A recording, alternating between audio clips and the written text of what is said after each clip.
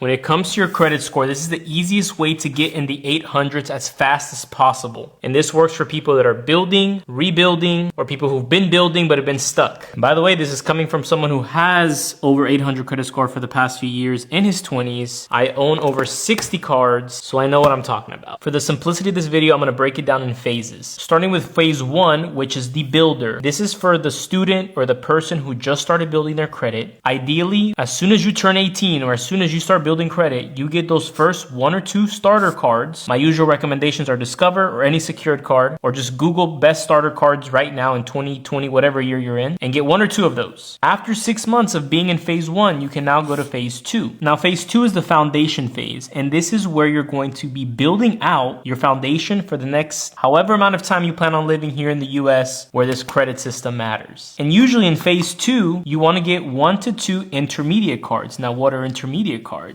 These are going to be cards that usually have no annual fees, but they offer rewards, right? Cashback, points and miles, but you don't want to be paying these annual fees, because these intermediate cards, you want to hold them and have them forever. For as long as you live and as long as you exist, you want to have these cards. And the reason I consider them intermediate is because usually when you have these starter cards, they're going to range anywhere from a $300 limit to $1,000. However, once you graduate to phase 2, you can start getting into the cards that give you limits anywhere from 2 to 10K, just the range right there. Now, in case you're wondering, why do these higher limits matter? To dumb it down to the simplest level, the higher limit that's reporting on your credit report, the higher the score, because your utilization is going to be lower. And if you plan on starting a business or doing anything on the business side in the future, these limits are going to matter even more.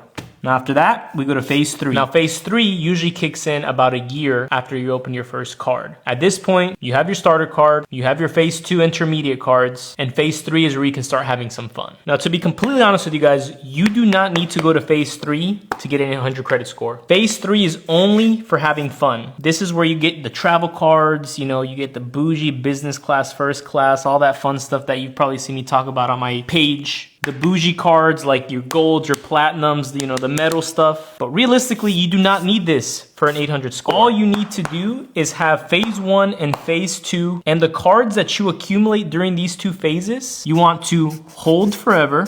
Do not close. Do not close any of these.